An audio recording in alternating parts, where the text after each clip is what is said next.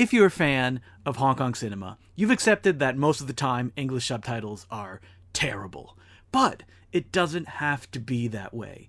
With this wave of new releases from companies like Eureka Films and 88 Films, we suddenly got a slew of new subtitles that can sometimes completely recontextualize the movie experience. Recently, 88 Films put out Erotic Ghost Story in a big deluxe box set, and I was blown away that they included a TV special from around the time of Erotic's release that was English subtitled. When I tweeted about it, I learned that Dylan Cheung, the person who had subtitled the main feature as well, was the person who had suggested including that little special as an extra. And looking into Dylan Cheung's work, I learned that he had done a bunch of subtitles for movies that had been coming out and was really thoughtful in the way that he approached it, including taking on the heroic task of subtitling correctly a Stephen Chow film with Forbidden City Cop. I had the pleasure of talking to Dylan about how he got into subtitling, how he got into his love for Hong Kong cinema, and what his general practice of going and doing something that seems simple on the surface, but is actually incredibly complicated. So please, enjoy this conversation with Dylan Cheung. I would love to know, how did you get subtitling movies? Specifically, Hong Kong movies. Okay, so with all the current Hong Kong releases coming out in especially like over in the UK with Region B, there was basically someone who, I won't say his name because he's kind of a private guy, but there's someone who's basically kind of has a hand in all of them. Really? There's one person that does everything. He's kind of like a middleman who manages to find like the best people to do everything. It took me ages to learn his actual name. So wow, it's like a mission if you want to know who does a subtitle. Yeah, it's like you have to earn his trust and then you learn his name kind of thing. Is there like a subtitle ring of like cliques and like, oh, you're not on the elite level to be able to do this around the world? Basically, it's just like this massive people. Like there's just all these random people who he's got connections with or he knows. And it's just all these people are helpful in some way. You know, you kind of get recruited, so to speak. You get a knock on the door. It's like, we're ready for the Hong Kong subtitling initiative. I probably got in because probably on a forum or somewhere, I probably made a post about subtitles being shit, to be honest. And I probably backed it up with something. And then I think that's how we first met. He's involved with a lot of these.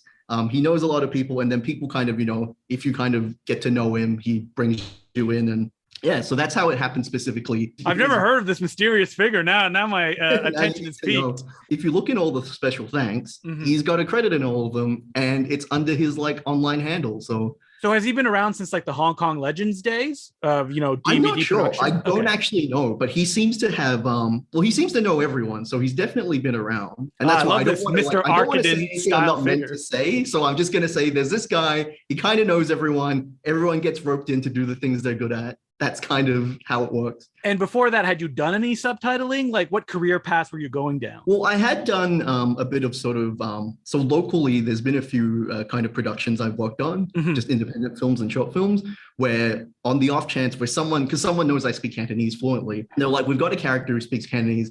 And I always get this, but it's like, oh, the guy we've got to do like the language consulting, yeah, it doesn't seem a bit right. And there's been a few times when I've been called in and kind of essentially done kind of making sure that the dialogue sounds right. Hong Kong films are infamous for having, really mangled English subtitles because for people that don't know, I believe it was a law, right? That films had to be subtitled if they were screened theatrically during British rule. It's one of those kind of apocryphal stories where no one really knows the truth. Okay. But the common myth is that, well, I shouldn't say myth, it's the apocryphal version, is that due to censorship, basically the colonial government made all the films, had to have dual subtitles on all the films. So that way kind of, the people in charge knew what they were supposedly saying in films. That's where the story came about. There was even like a South China Morning Post article about it where they kind of call it into question whether or not that's true. Like no one really knows if there was an actual official government kind of thing to say you have to subtitle all your movies. One of the most likely reasons I think is that the companies just realized, well, we could make more money this way.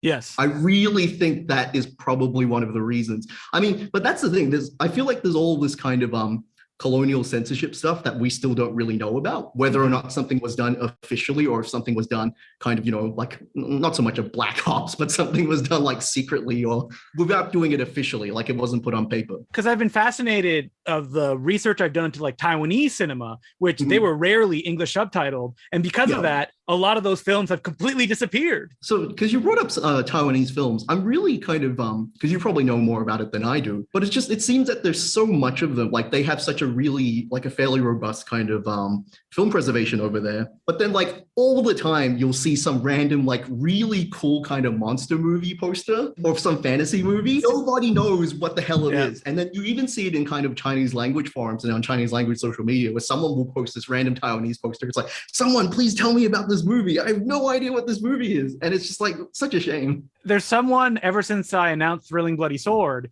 who constantly sends me messages on Facebook being like, the Taiwanese Film Archive has this film. It'll only cost $14,000 to scan. I was like, I'm sorry, man. Like, I can't afford it. They were really good with kind of releasing, like their classy movies at one point, like all the new wave stuff. Like you got all of those Blu-rays of, like the Hosao Sens. And but you never get any of the genre stuff. But you never get all the other stuff. They're like, all the Bruceploitation stuff's just rotting away, gone, lost forever. I'm just really curious about all the fantasy stuff because there's so much of it. You always see them, or even like the, like the anime knockoffs, like the unofficial adaptations of, because there's like a Dragon Ball live action movie and like a Fist of the North Star live action movie. And they're all Taiwanese, but it's like, and you can only get them on like crappy 240p or whatever on YouTube. And there's no other version available. I'd have to say to anyone who's like, oh, someone could find it. They're probably long gone. Like no one has a print of it. But then again, someone had a print of Thrilling Bloody Sword. They were just, just sitting in their archives. Probably just sitting somewhere uncatalogued. In the history of subtitles, as far as you know, I read somewhere that sometimes the companies would get subtitles done for the films theatrically when they were released, and those subtitles were like locked in and they would never make any changes. With the stuff that's getting licensed now, it's probably just no one's bothered. Like I really think of a lot of this stuff, no one's really bothered. I haven't actually heard anything about them being, it's really hard to get changes specifically. I assume there's some people who probably have a certain control over the subtitles, like if they kind of still own their films. Like, someone like Wong Kar-wai, I'm pretty sure he's got, at least his company has a very specific control over how the subtitles come out. They sound a certain way, like on the recent, like on the Criterion box set. And I caught them when they were showing here at the art gallery. They sound a very certain way, which I think is how they want them. And there's certain things which aren't actually subtitled either. There's things which are very blatantly skipped, like swear words. Oh, really? Wow. So I feel like depending on who you are in the company, there might be, sometimes there's just people, it's like, well, here are our official versions of the subtitles. Don't touch them. This is the one you have to use. Now, when did your love for Hong Kong cinema begin? When did it become an obsession for you? So like Hong Kong movies is just something I've always watched. So I grew up in Australia, but I've always spoken Cantonese at home. Like it's never been like a big deal. Like this whole, like Hong Kong culture's never been this thing that was like, oh yeah, it's kind of lame, I'm not going to keep up with it sort of thing. But like, it's always just been a part of just my life. I wouldn't say I got really into it until probably kind of the 2000s. And that was when stuff like Infernal Affairs was coming out. I'm pretty sure that was the first Hong Kong movie I actually got to see at the cinema. And I remember at the time, there was all this talk, that was during that big lull of when nothing was coming out. But like, I would say it was at that point where, I don't know, I feel like it happens to everyone. When you start watching a lot of movies, even if you're not doing it on purpose, when you start reading the credits, it's like, oh, hey, it's these same names I always see for movies I really like. You're like, of course, now I have to see all the Wong Jing and it was like, oh, so this guy made this as well. And there was like, and with Hong Kong movies, I think it's especially kind of surprising because, the one director or the one writer, like they'll make all sorts of things. Like they really, auteur theory be damned. Like you'll have the one guy just make whatever. And it's God, I hope you didn't go down a path of wanting to watch all the films that Andrew Lau directed. Because you're like, Wesley's Mysterious Files. This has got to be good, right? Oh, God. I remember being so excited for that movie because it was like, oh, wow, this big budget kind of science fiction Hong Kong movie. It's like, oh, no. It's so bad.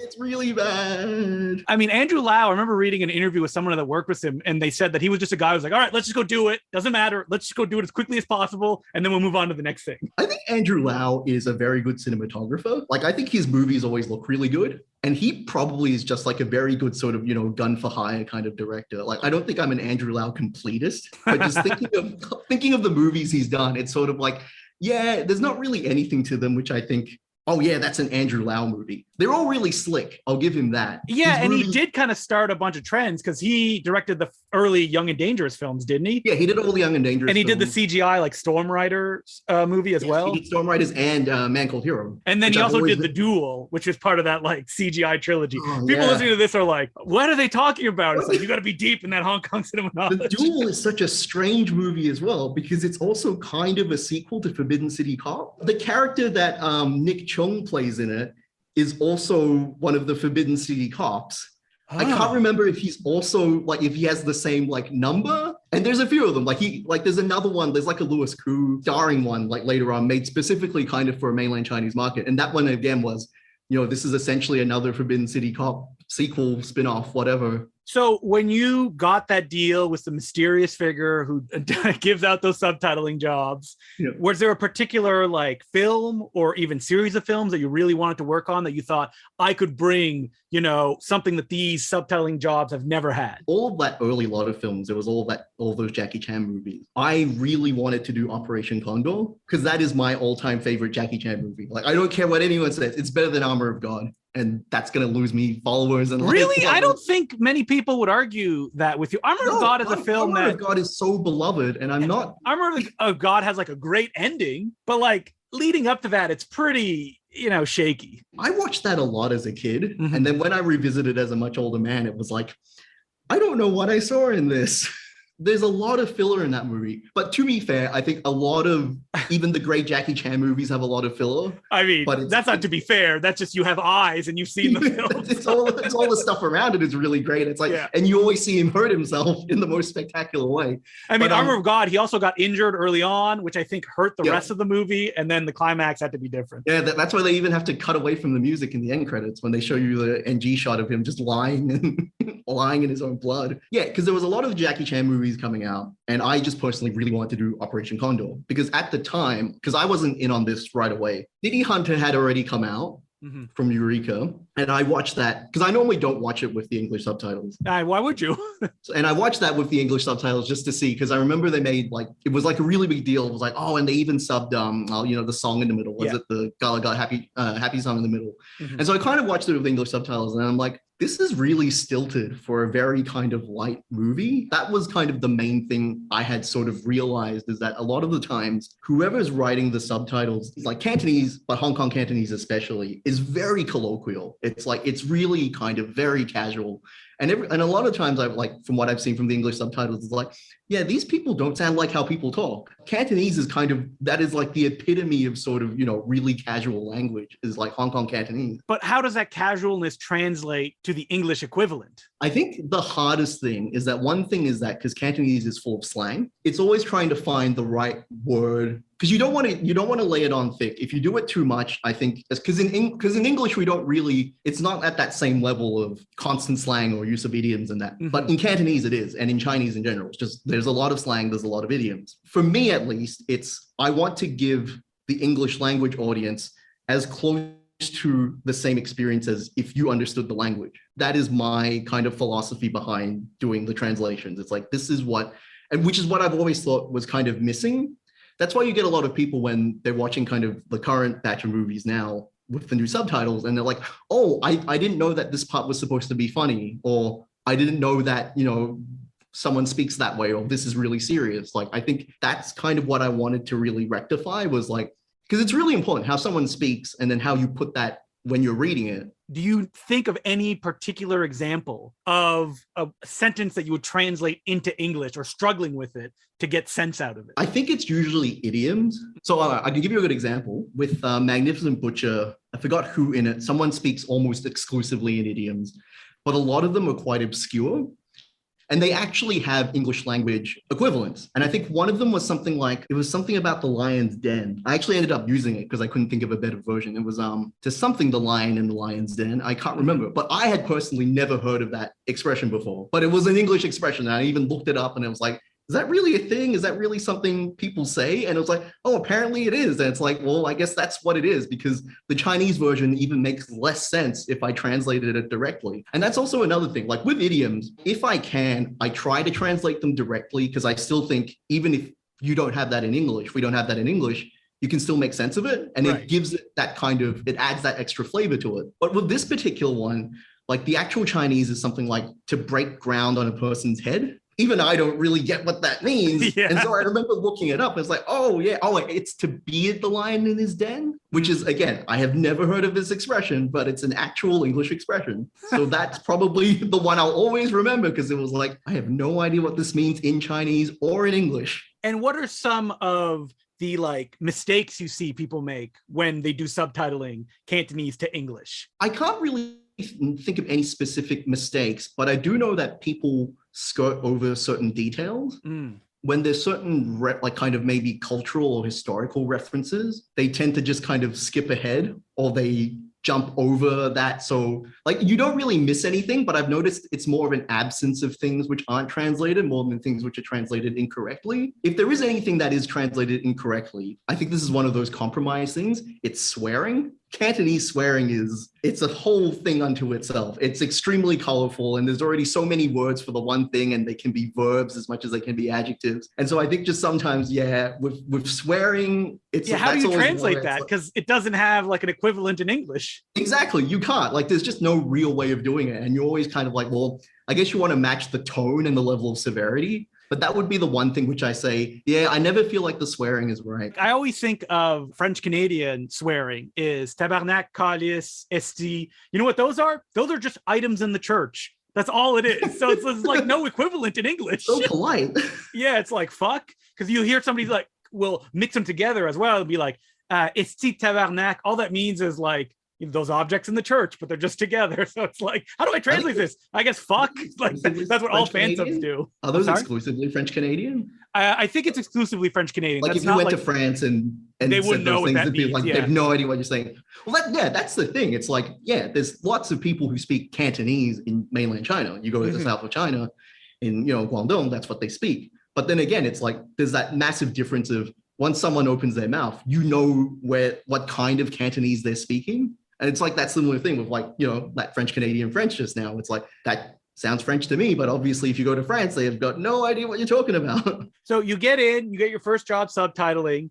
What movies did you work on from the get-go? So the very first one I actually did, but wasn't the first one to come out, was Operation Condor. That was my test. So when that actually came out, it was good because I had time to go back and sort of, fix things and kind of learn from things I'd done before.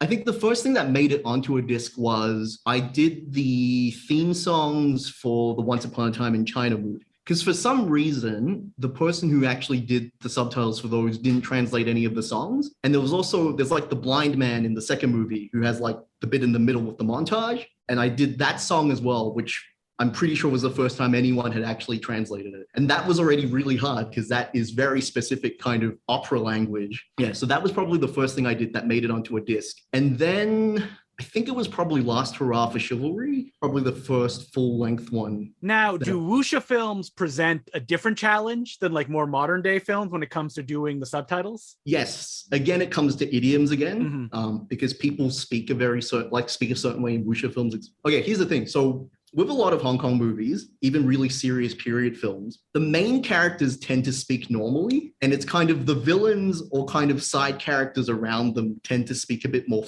with more flowery language. So like a British accent, or literally the verbiage that they use? No, it's like maybe there's characters which only speak in like really kind of archaic idioms. Similar thing again. While the main character just sounds like a normal person. Yeah, like, hey, what's up? Let's go. Especially like if you go to like those Jackie Chan movies like Dragon Lord and Young Master and all that. Like all of those kind of young characters all speak very normally, but all the masters and all like the bad guys, of course, just sound kind of very proper, and it's not quite the same. That's one of the big things with wuxia films that are annoying. The other thing is, surprisingly, what to do with names. The problem with names is that, oh God, I had this conversation with, because I did some very minor work on the Arrow Shaw Brothers box set, and I was talking to James Flower, who was the producer on it, and this was something that came up, and it was actually one of the things they had kind of had lots of discussion about as well, was names. It was like, how do you render people's names in English? Like if it's set in like a modern day film set in Hong Kong, you just write everyone's names as you would see them normally, like in Cantonese, like kind of how you normally write Cantonese names in English. But then with period films, it's like, well, they might be speaking Cantonese, but they're not really, like, to have kind of modern sounding Cantonese names, at least in my opinion, is strange. So if you actually look at something like Bride of White Hair, even the original English subtitles for that, they use a kind of archaic way of writing Chinese names into English, which is the style you normally see names written in English in the credits to Shaw Brothers movies. And it's how a lot of Taiwanese people write their names. So it's a system called Wade Giles, which is more or less kind of, isn't used anymore except for in Taiwan. And so when it comes to a period movie, it becomes a case of, well, do I write it in that style? Or do I write it in like how modern Mandarin will have it? Because it gives it that kind of period, archaic kind of thing. And it opens up a whole thing of like, okay, if something's like a historical term or like something comes from mythology, do I write it how you would find it today? So if I looked up like a phrase or like a historical emperor or like a period in like an encyclopedia or just online, do I write it in the way it's written today, which is usually in pinyin, which is what they use in mainland China? Or do I go back and use that old Wade Giles Taiwanese style? Because that's technically the accurate, kind of period version of it. So that's actually these are kind of these seemingly kind of throwaway things that just end up taking so much time. It's just like, and where do you come down on it? Like the decision that you say, I think, in my personal opinion, this is the way that I would want to put it out there. I think I change my mind with every movie. Well, everyone watching like me is like, yeah, I accept that. There's no right way of doing it. There just is no right way of doing it. And there's just been a few times where it's like, I've changed my mind halfway, but it's too late. I'm just going to stick with this and just see how it goes. Now, you also worked on Forbidden City Cop, a Stephen Chow movie. Those are infamous for being like, English language audiences, they can get the physical gags. That's pretty much it. Because he's speaking a very specific Cantonese kind of way that, the way the words sound, that's where the jokes come from. Like when you were given this job, were you like, I'm up for the challenge? Yeah, no, when I knew they got a Stephen Chow, I was like, no, I a bit of me, and it sounds like, I don't want to say I've got a big head, but it's like, I don't trust anyone else to do this. It's like, I got to be the one to do it. I've been thinking about this all my life in a way of like, how does this stuff, even inadvertently, even if I had no kind of, designs to like translate movies, it was like, God, what would that be in English? And that actually comes up a lot sometimes when I'm just talking, like sometimes I'm talking to my nieces, for example, and they kind of like speak sort of Cantonese to me, kind of English Cantonese. And sometimes it's just like, when I have to explain something to them, it's like, I don't know how to explain it in English. And that's kind of, and so it's like, this is kind of something that's just part of my day-to-day life, like thinking about things like that. And with Forbidden City Cop, it was like, no, this will be a lot of fun to see if a movie like that, I could make it work for, an English language audience. Because there's always that idea of like, oh, it'll just never work. Like stuff is lost in translation. And I accept that. Like that's just anything in translation. There's always going to be things that don't come through. But with Forbidden City Cop, it was like, no, I think I can make this work, or at least as much as possible. Yeah. And so going in, did you find it a challenge of, like words sounding like other words? How do you translate that in subtitles? I'm really pedantic with stuff like that. So a lot of, so if, for example, if someone has like says something that rhymes, I always try to make it rhyme in English as well. This is the kind of stuff that takes me forever. And I'll just be, for a week, I'll be in the shower. I'll be like a maestro. Like lying there in bed, just thinking about it in my head. It's like, how does this rhyme in English? So stuff like that, I'm really pedantic about. It's like, no, I've got to try at least make it, because it's a rivet, because there's a lot of kind of jokes which are like, it's sort of like Victorian nonsense rhymes. They're not, there's nothing really funny about them other than they're just, kind of, silly. And so if you just kind of translate something directly, it's like, oh, there's nothing there. But at least if you make it, if you keep the rhyme or if you keep that rhythm, at least people go, oh, I get it. It's supposed to be sing-songy, or there's something to it. And another thing is, I put my foot down on this. I don't like seeing notes in subtitles. Oh, I was gonna say that, like, Stephen Chow film, like we should get like half a text. This is a parody of a commercial that aired in blah blah blah. Yeah, I'm really against seeing notes in subtitles, because I think if you're watching something subtitled, you're already disconnected from it in a certain way. If you've got notes in there, that pulls you out even more. I feel like that's just not great for an audience. So I always avoid having notes when I can. I think I've gotten away with it so far, I used one note in Last Hurrah for Chivalry. And this is something I always think about still. It's like, could I actually do that bit without having the note in? And it's when they introduce themselves to each other. And one of them, their name actually means green cloves. And so that was the one time I put a note in, because I think I was under the gun. I was, under the collar, and I just put it in. But yeah, otherwise I'm really like, no notes. Got to get as close as possible to like the pun that's there. I don't think there's that many in Forbidden City Cop, to be honest. Uh-huh. They're probably more references to things. And so when it's something like that, I feel like I have to find something that tonally makes it amusing in a similar way. So for example, with that one, something that I spent ages on is the name of the brothel. So the name of the brothel, and it's actually a really, really complex joke. It's not just simply that the name of the brothel is funny. It's like the name of the brothel is based on the name of the charitable organization run by the Miss Hong Kong beauty pageant.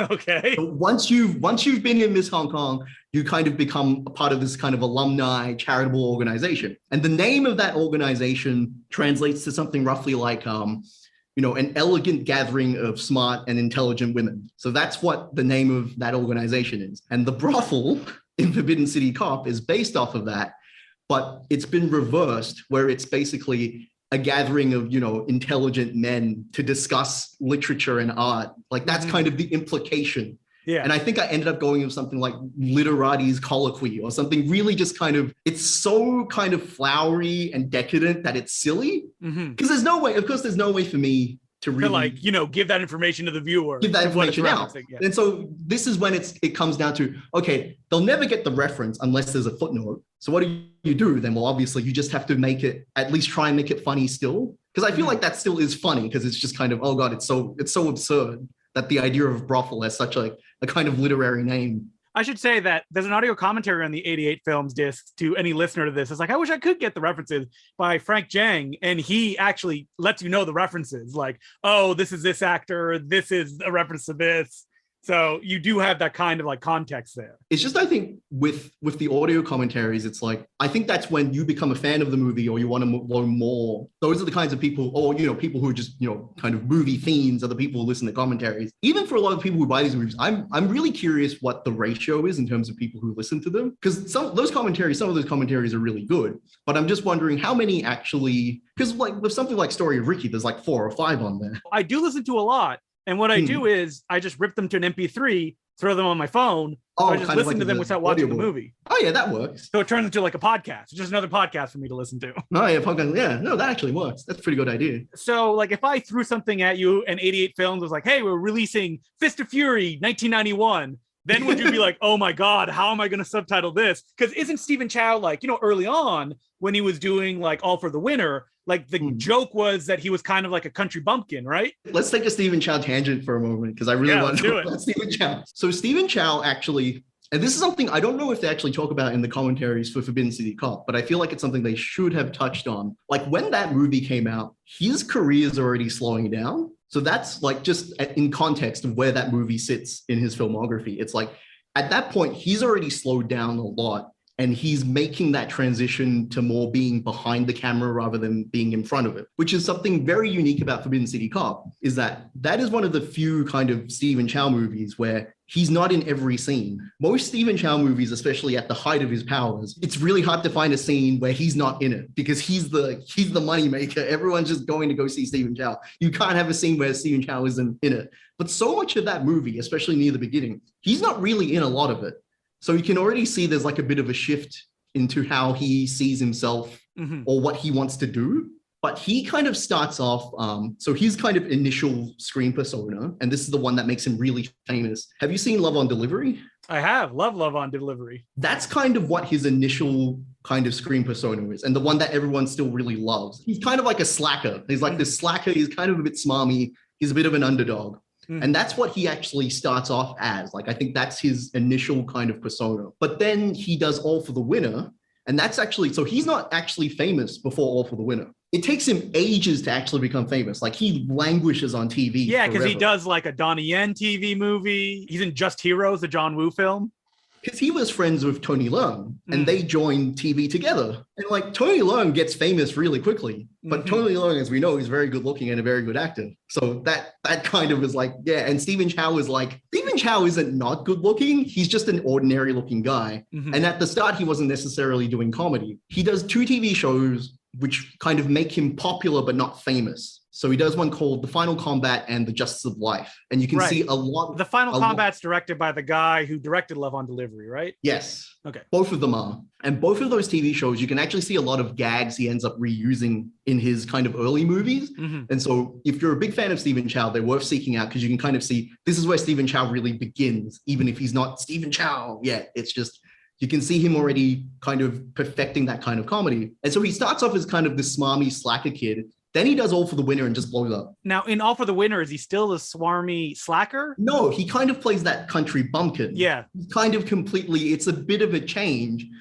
And he kind of plays that character and he blows up. The movies he does after that, he goes back to that kind of slacker persona. He goes back to that until he does Love on Delivery, which is kind of like his, okay, you love this particular version of me so much, I will give you the ultimate version of this Stephen Chow. Because after he does Love on Delivery, he doesn't really play that character anymore. It's a complete shift. And then that's when he starts making, I would say, probably movies that he is personally invested in. He's not making movies for other people. He starts making movies kind of for himself. And that's when you get like From Beijing with Love and even Forbidden City Cop. All of that comes after that, where he's kind of, I've given you everything you want from this initial version of me that you all love. You're not getting any more. He only does it a few times to like cash in a paycheck. But other than that, it's like, nope, Stephen Chow is no longer that Stephen Chow anymore. Yeah, because he does Tricky Master and he shows up like in the first scene. You're like, I can't wait for more Stephen Chow. Nope. Like Tricky Brains is one of the ones he did after All for the Winner. And he's already kind of going back to that kind of, like he's kind of smarmy in that. He's not so much a slacker in that, but he's kind of, he goes back to that sort of smarmy, kind of a bit of a smartass kind of character. Do you think you'd have a big challenge if you had to tackle any of those Stephen Chow films? If 88 films? Well, you brought up Fist of Fury 1991. Yeah. And I can already think of a scene in that, which I kind of just now is I have no idea how that's going to work. And that's when they're in like the Yum Cha restaurant and they're pushing little carts around, him and Ken, I think it's him and Kenny B, and they're pushing the carts around and they make all sorts of jokes. They make these kind of now in hindsight, very tasteless jokes about the Gulf War. I think they're pushing the trucks around going, oh, we're going to bomb you. And they're all references to the Gulf War. It's kind of like watching it now. It's like, yeah, that's kind of really bad. But there's a lot of wordplay in that scene, just thinking about it, where it's like, yeah, I don't even know where to start. With tastelessness like in a Stephen Chow film? No way. Let me put Tricky Brains on and take this big glass of water. I wonder if a company could put, there's like that whole AIDS run in Tricky Brains where he pretends to have AIDS. It's like this stuff hasn't aged bad, has aged very, very badly. Yeah. That comes up a lot in kind of, especially with a lot of the films doing like we've done now, where like kind of the use of certain slurs and certain jokes, which tend to pop up. And even now when I'm doing them, it's like, well, that's what they're saying. I've got to put it in. And I'm always like, I wonder how anyone who's not familiar with these movies watching them will feel like seeing that. I always think of Once a Thief, the John Woo film. At one point, Choung Fat has a deck of cards and he's like, you have so many aces, you must have AIDS. And then he throws it back at the guy. And I was like, I wonder, that must be a literal translation because what else could it be? What else could it be? It probably is. You've worked on like Shaw Brothers movies. We mentioned Stephen Chow, Jackie Chan. Is there anything else that you'd like to tackle or make kind of like the definitive version of as a subtitler? Well, a really interesting thing was, of all the movies I think I've done the most work on, is probably Erotic Ghost Story. I'm not a prude, but it's like, I don't love that movie, but it's just Does kind of... Does anybody love Erotic Ghost Story? I don't know. I don't think so. All of Lam Nai Choi's movies, when you think about them, are just kind of bad. How dare you? Seven's Curse, Story of Ricky, Men from the Gutter. That's a great movie. Men from the Gutter is really good. Yeah. And the one where Chin Se-ho fights a kangaroo, which I always forget the name of. Oh, it's like, isn't it like, oh no, I'm thinking of the Chu Yang Ping film Requisite. It's something like that. I once reached out to that director. He's on Twitter and asked him, hey, could I interview you? And he said, thank you, but no thank you. Yeah. Oh, really? Yeah. Wow. I'm surprised. Because like The Robotrix director, what's his name? Jamie Look. He's done a few, like he did a long sit down interview for the Robotrix Blu-ray. And I think he's kind of popped up on certain sort of like podcasty shows as well. And I'm always like, where do people find, like, how do you find these people? It's like, they haven't worked in decades. It's like, I feel like Mike Leader probably knows all of them, that he knows someone who then just knows the person. Or do you just go on Facebook and then like, push your, because of certain people I have on Facebook, I do sometimes see famous people in my recommendations. And I'm always like, oh, I wonder if they'll accept my friend request if I click add friend. Like I've seen like Bridget Lin and Nansun Shi on my Facebook recommendations before. But it's not like, is it actually them? It is actually them. Okay. And I'm always like, I wonder if I just clicked add friend, will they just block me straight away? And she's like, wow, no one's actually ever asked me. Yeah, they're too famous. They're too famous. Yeah, but yeah, the one I did the most work on was Erotic Ghost Story. Because at the time I was just thinking, it'd be great if like the schlock would get the same kind of treatment. And so when that came up, I was like, I don't really like this movie, but I just like to do it as like, it'd be great for this to, just treat it as a regular movie. We'll subtitle, we'll do it properly. A part of me wants to do more stuff like that, which I feel like the Jackie Chan stuff, for example, that'll be released until the end of time. Those will forever come out, once we're on UHD or whatever. But, something like probably Story of Ricky might, but yeah, something like Seventh Curse or something like Erotic Ghost Story. Who really knows, how many more iterations of physical media we're probably gonna get zero. I mean, Seventh Curse none. is still languishing on DVD. That came out. I think Riki-Oh might. That's because that's kind of got meme value at this point as well. But like Erotic Ghost Story, no one's really gonna go back and go, we got to release a better version of this.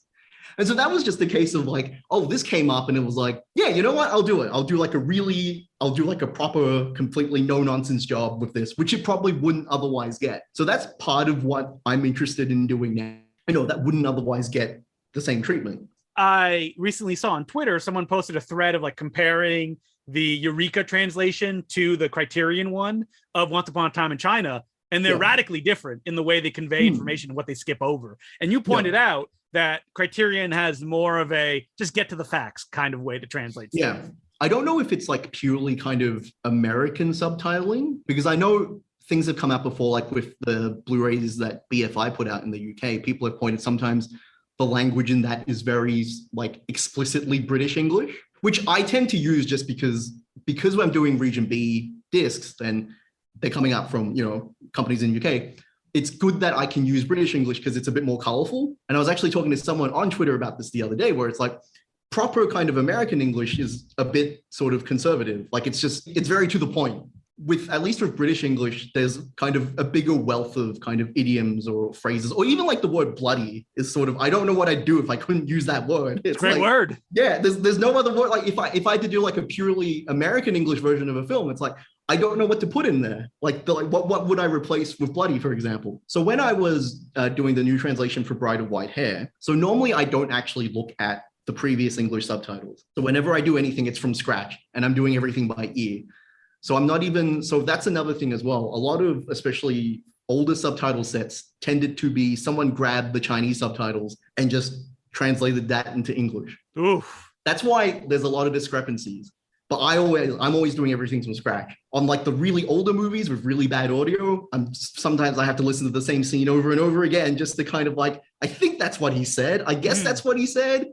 And those are like the few times I actually look at the Chinese subtitles to see what they've put. And sometimes it's just like, there's no way they said that. It's not even They close. just took a guess. With Bride of White Hair, there wasn't anything wrong with the translation, but it was, everyone sounds the same. Because one of the big things of that movie, there's a lot of kind of, I guess, subtext on sort of class and hierarchy and even like race or ethnicity rather.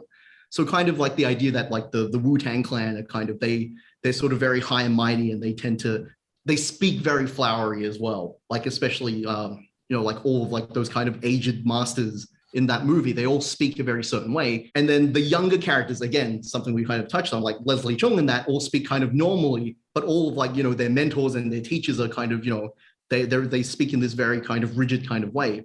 But yeah, there was stuff like that. And it was like, well, I guess if you make it more flowery or more similar to the tone, it becomes harder to read. And I get that. But then sometimes I feel like with a movie like Bride of White Hair, where that stuff is really important, or at least I feel And that's probably not something that most people who've watched it before would probably get if they're watching it subtitled. That's something you kind of want to put back in. And so there's kind of, you get those two kind of schools of subtitling where it's like, well, do you try to get it close to what they're saying, but then sacrifice readability in the process? Or do you just make it as concise as possible so that the audience, it's like they can watch and they can read at the same time with not that many problems.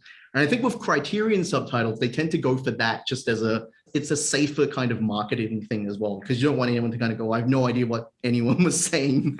Or it's like too much text on screen. Yeah, too much text on screen. But that being said, like, even if, because we're now really strict with kind of, the characters per second, all that kind of stuff, which is really, really careful with stuff like that now. But even then, you'll still get people saying, like, even if we're using like Netflix's standards or whatever, you'll still get people saying, yeah, I couldn't keep up. So in the end, it is kind of a subjective thing. It really does depend on the individual person. But I think with a lot of American subtitles and what Criterion do, it's really more about the widest range of audience can read this and it's fine. And so in effect, you do tend to lose lots of tone. So I also want to talk about the fact that you run an amazing Instagram account that I'm not going to try to say the actual title because I will butcher it. What is it actually called? It's called Yat Tam Hey. Yeah. And it's basically like your roundup of whatever Hong Kong news you want to talk about. And you also subtitle videos and stuff like that. How did that start? Again, it's all going back to Erotic Ghost Story, which is something I never thought I'd say. So when that release came out, I initially was under the impression it was going to be a very bare bones release. And eventually in the end, it was like, no, there's 2 commentary tracks. And we went back and restored it. And it was like, oh, wow, like it turned into this big thing. And so I kind of was just like, well, if you've got nothing, like if there's nothing really planned for it, I was like, there's an old TV show you can try and get and put that on as an extra. And will you let me write something or do an audio commentary? And that was kind of, I kind of used like, that as no an opportunity. Audio commentary for you, Dylan. You just I know. Stay in your subtitle lane. That's fine. But it was just more of a, well, if no one's doing anything, I'll do something. Even something like Erotic Ghost Story, there is heaps you can talk about. There is just genuinely heaps. I love how they turned around and they're like, oh, bare bones, eh? How about $75? I am really glad they got the episode of Celebrity Talk Show on there. Oh, I love that episode. I think that's how we got in contact, as I tweeted about it. I was really surprised by how, like, that was really, really well received. Like, people were like, oh, more of this, please. Well, because English-speaking audiences never get that insight into because Hong Kong film. Because that is a very, very curious kind of episode of a talk show as well. It's like, it's completely off the wall, and it's like, oh wow, like there's another episode of that show on Armor of God, which has just come out, and that's that's one where they interview Jackie Chan. So like that release was like kind of wrapping up, and then they kind of came up to me and they were like, oh, so I remember you wanted to write something. Would you mind writing something for Erotic Ghost Story? And I was like, oh, okay. And by that point, I kind of amassed all of this kind of I have a stack of research on Erotic Ghost Story of all things. And I was like, I might as well like not let this go to waste and try to fit as much of this as I can in like the thing I wrote for that release. Oh, and in the booklet, right? In the booklet, yeah. Oh, that booklet is amazing. So if anybody doesn't have it, pick it up. I'm going to see if I can put it online somewhere because that thing sold out really quickly. Yeah, so that booklet's gone then, right? That booklet is gone. And I'm sure, considering what's in that booklet, pictorially, I don't think a lot of people who bought that necessarily read what I wrote. Oh, I flipped right by those images and I'm like, give me that sweet text. I even messaged my pal Will Sloan and was like, man, this booklet's so good. There's so much stuff I've never heard about before. So great work. I was writing that and then I kind of showed it to some other people before I kind of submitted it. I was like, do you think like, what do you think of this? And I got a pretty good response from, and these weren't necessarily friends of mine. It was just like kind of acquaintances. I was like, hey, I wrote this thing, read it. What do you think? And then I was like, you know what? the Instagram was just like, I'll just start a thing. Like, I like talking about Hong Kong movies and why not? Like, I was like, oh, I should just do like a Twitter or something. I was like, no, I kind of like Instagram because I can write more on it, even if people don't necessarily read it. At least I have the option of gives me more text, and I don't really want it to be particularly stuffy. So I want something that people can just kind of check it when they can. I was like, oh, that's cool. I've never seen that before. Or that's kind of interesting. And so that's really how it came about. It was just like, people were like, that was pretty good. You should do something. I was like, all right, why not? I mean, my English sources of Hong Kong news was a decade ago. There used to be a website called monkeypeaches.com, but that was a long time ago. It doesn't exist And so like when I saw you posting this stuff, I was like, oh my God, this is the good stuff.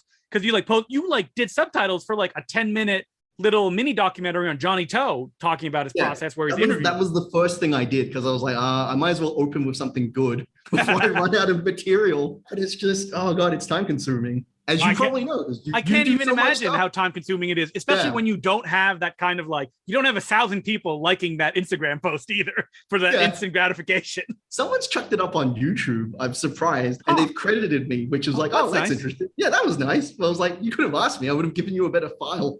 I mean, you should start a YouTube account. I mean, that's just extra work, I know. And like put them up. It is extra work. I thought about that. I'm thinking about it, but I'm like, no, I can barely keep up just making random Instagram posts about really specific Hong Kong movie things that probably no one else cares about. I care. I mean, like when you have Hu Xiaoshen talking about the reaction that midnight audiences would have. Yeah. Where, oh, that's great. That's what I want. So people can follow your Instagram if they just go to your Twitter, Futurism. I've got it in my bio, yeah. So definitely follow that. And is there any way that people can like... I swear I didn't pay Justin to do this. No, you did not. I mean, I'm just a fan. And so you're literally the only person doing it, and you're doing it very well as well.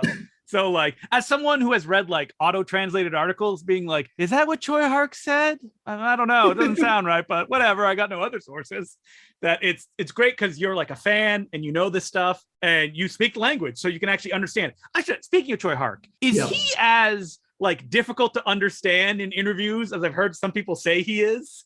He does a lot of interviews in English. Oh, I hate it. I'm like, why don't you just do interviews in Cantonese, man? I find those kind of hard to follow. Yeah. But if you understand Cantonese, I feel like sometimes he's doing real-time translation in his head. He's probably, in his head, he's speaking Cantonese. And then he real-time translates that into English, which is why sometimes it just comes off really strangely. That makes sense because like in the Lisa Morton book that she wrote, The Cinema of Choi Hark, great book, there's an interview with him. And it does have that, he must have been speaking in English to her because there's that kind of like stream of consciousness. Like, wait, does this make any sense? I don't know how good his English is. Like, I'm really curious because like all of those new wave guys, well, most of them, they all got educated in the US. He's done like commentaries in English, so obviously he feels that he's comfortable enough speaking in English. He normally does it with someone else though, doesn't he? Like I think he's got like the man who shall not be named. He did a bunch of commentaries. Yes, him. He did a really good Cantonese commentary for what is it? Flying Swords of Dragon Gate. Yes, he also did one on Seven Swords. That's only on the 3D Blu-ray, and on Missing, he also does an English subtitle commentary track. Oh, I have to admit, I've never seen Missing. Not good. Because that came out at, that was a low point. That was a very low point of his career, which he had to rebound. It was a fascinating period in Hong Kong where if you bought a certain special edition of certain movies, it would have subtitle commentary tracks. Like I know You Shoot, I Shoot had a commentary. The 2-disc edition of Dog Bite Dog, the one that's Soy Chang, had an English subtitle commentary, but I've never seen that out in the wild. Like it's long gone.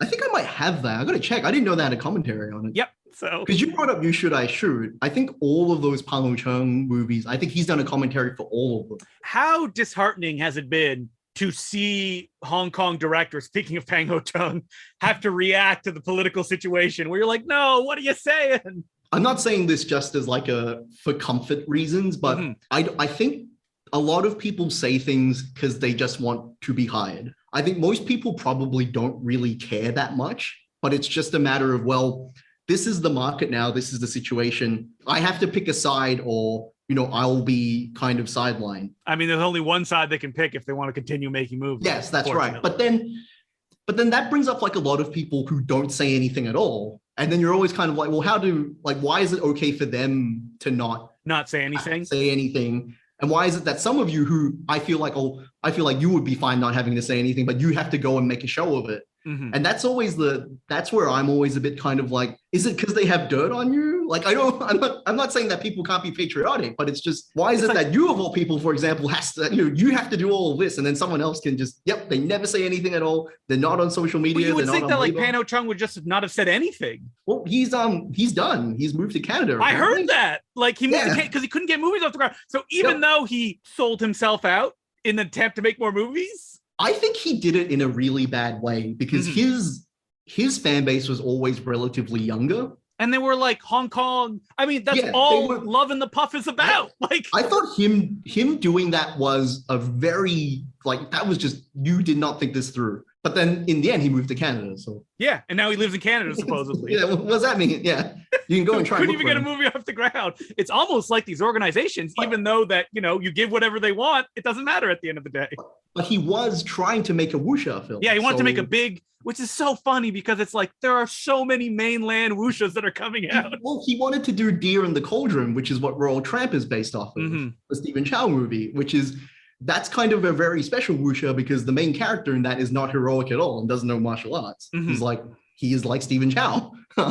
I mean, speaking of Stephen Chow, Tony Leung starred in the Deer in the Cauldron TV show, right? Yes. If you've seen Royal Tramp at the start when Stephen Chow's kind of doing he's telling a story in the middle of the tea house or whatever, I feel like he's aping Tony Leung a bit. I mean, but I've always felt like and I don't know if it's because they grew up, well, they were friends and they had similar interests and they joined, like they went into the business together. It's just one became really much more famous than the other straight away. I feel like when you watch Tony Leung do comedy, you can see glimpses of Stephen Chow in there. Fascinating. And I think when Stephen Chow does his really kind of dramatic acting again, you can see him. I don't know if I don't want to like kind of talk down Stephen Chow as a dramatic actor, but I feel like, yeah, I kind of can see what Tony Leung does. You kind of do a very similar thing, just as when Tony Leung does comedy, you're kind of doing a Stephen Chow thing. You're doing a Stephen Chow thing. You're doing a Stephen Chow thing. I would have never noticed that, but now I'm going to keep my eyes peeled when I watch those movies.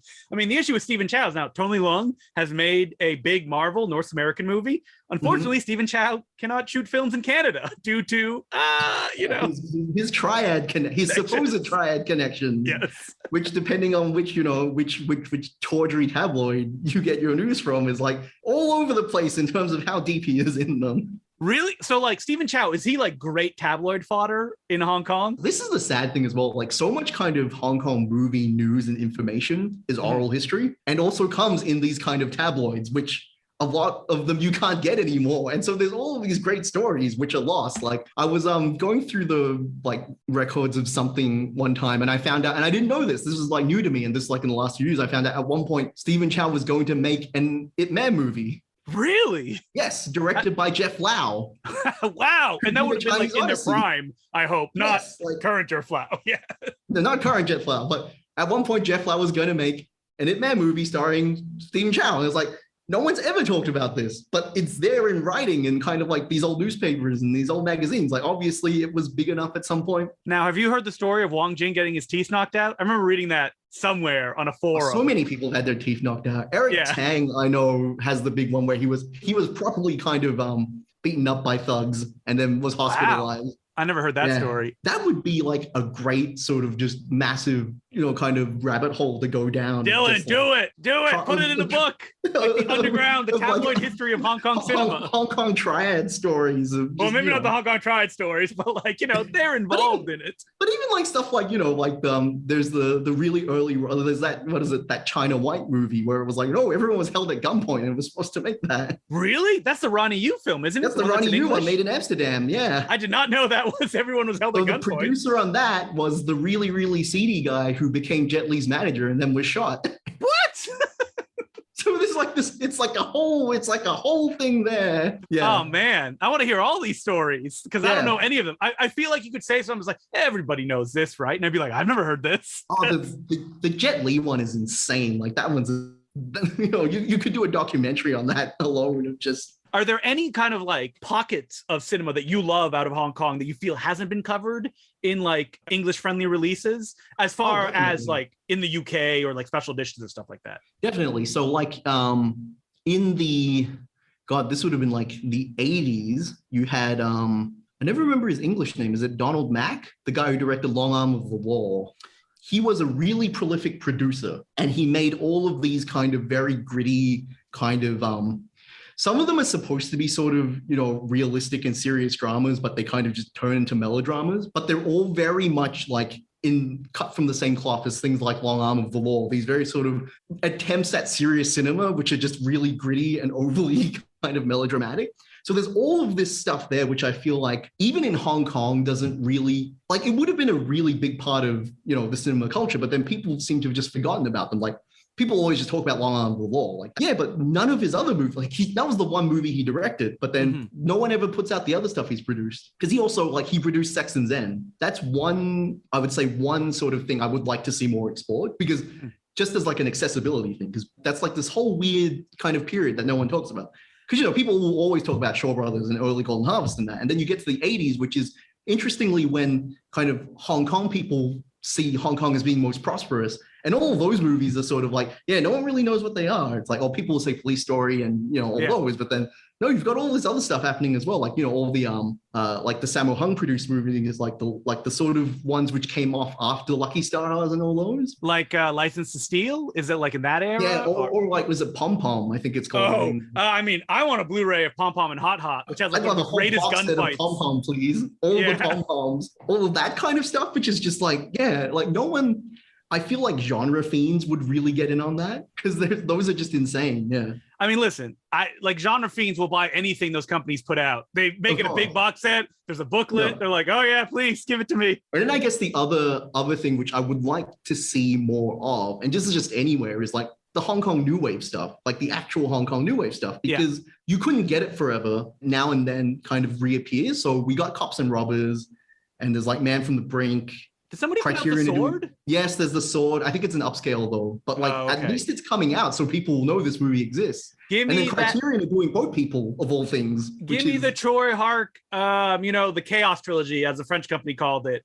Butterfly Murders, We're Gonna Eat You, and Dangerous Encounters of the First Kind. I think Dangerous Encounters might still technically be banned in Hong Kong. It's probably never been unbanned. I think it's just a thing where because a company in France put out the theatrical version as well as a like composite cut of the VHS Troy Hark found. Yeah, it's got all the VHS bits cut in. Yeah. They have both versions of those. I wonder if there's even any negative they could use. Who even owns something like that? Probably Fortune Star, because they put out the Butterfly Murders, but it's a theatrical print they obviously use. They didn't have a negative because it has like green lines in it and all that stuff. Well, so this doesn't mean anything, but I know that movie's been restored. So really? Okay. Butterfly Murders has been restored, so the chances of that getting a physical release at some point is high. Ooh, I'm excited because I'm not confirming anything. I'm just saying that is one of the, like, basically if you notice something's been restored, that will probably come out. Where has it played restored though? Played, I think, at a festival in Hong Kong. Okay. Or somewhere. I just wouldn't have heard about it. Yeah. Show it. But I know that is one that they've restored, because people always kind of ask, people always kind of had their wish list of things, and it's always just like, I think it's just a matter of waiting for Fortune Star to restore things. And then once they've restored them, then finally we can get our special edition of Future Cops, right? Oh god, that would be a great one to do as well. I mean, Future Cops, that would sell 1 million copies. It's like a Street Fighter 2 parody. It's insane. But would you get sued for putting that out? No, you could just say parody laws. You'd be fine. Because there is a Mario parody in that. Oh yeah, and speaking of AIDS jokes, there's an AIDS joke in that. Yeah, it falls under parody, right? You wouldn't. Yeah, it's a parody. No one's looking at that stuff. Shh. And there's a Blu-ray of Future Cops you can find that. Yes, in Hong Kong, yeah. Or I mean, like Peking Opera Blues seems to be another one that is like should be released by a company, or unless it's owned by Miramax or some other weird company. Well, that's the whole Golden Princess thing that people have to constantly repeat. So whenever like people kind of go, oh, what movies you want to see, and then obviously people say things like A Chinese Ghost Story and Swordsman 2 and Hard Boiled and Once a Thief and all those John Woos that everyone loves, The Killer and all that. They were owned by a company called Golden Princess, and they are stuck in rights hell. Those will never get a release outside of Asia. And I'm not being pessimistic about it. It's just it's not going to happen. It's basically the kind of the parent company who owned Golden Princess. Once they stopped doing film production, they sold all their assets. And then whether or not it was a clerical error or like a lack of hindsight, they sold all this stuff to Fortune Star, which is why you still do see Blu-rays of things like A Chinese Ghost Story and Hard Boiled and all that, like in Asia, but they only sold the rights to those films in Asia. And they actually they retained the worldwide rights themselves. But as far as they're concerned, they're done with it. And whenever film festivals or film labs or universities or whoever have tried and contacted them about these movies, they just ignore them. We just need someone who's really loaded, who loves Hong Kong movies, to go, I'll go and buy these. I never believe I would see a Shaw Brothers Blu-ray set in North America ever. So it could happen, right? And considering, like, I feel like Shaw Brothers is especially popular in North America as well. I was talking to someone about this the other day, but Shaw Brothers stuff isn't actually that well known in Hong Kong. It's really like Shaw Brothers is really more kind of, in the Western world, which has really kept like Shaw Brothers alive. Like Shaw Brothers in Hong Kong itself isn't, and I think again, it goes down to, for the longest time, you couldn't get these movies. The films which are remembered are the ones which won't come out in the West, because it's all like the Chinese operas and the musicals. And it's like an older generation specifically remember all those. But then, you bring up like the Venom movies and then it's like, yeah, like those all got eclipsed by Golden Harvest and Bruce Lee and Jackie Chan and Sammo Hung. 88 Films are going to be like, listen, we have an $80 box set of the 72 Tenants. You guys love that, right? Right? You like Kung Fu Hustle? It's kind of like that. That's got an audio commentary as well. Oh, it does, subtitled with Stephen Chow. Yeah, his cast member, which is funny to me because Stephen Chow, I mean, from what I've read, is supposedly a tyrant on set. And then these poor people are forced to do a commentary with him. I think with Stephen Chow and like the whole tyrant thing, it's just, you probably just have to know how to flatter him. I feel like that's probably all it is. Yeah. There's even a commentary on the CJ7 North American release that's subtitled. Oh, is there? Yeah. I don't know if I'm in a rush to rewatch. No, nobody's in a rush to revisit CJ7. To be honest, he gives a very good performance in that movie. Yeah. Like, I think he is very good in it. But he's not in the whole movie, though. Like, there's not enough It's just Chow. a very strange movie. Mm-hmm. It's just, I don't know. It's like, it is a kid's movie, but is it? Dylan, I could pick your brains for another 2 hours. Thank you very much. And people, if you see a film that Dylan did the subtitles on, make sure to tweet about it. Be like, 88 Films, what a great subtitling job on this picture.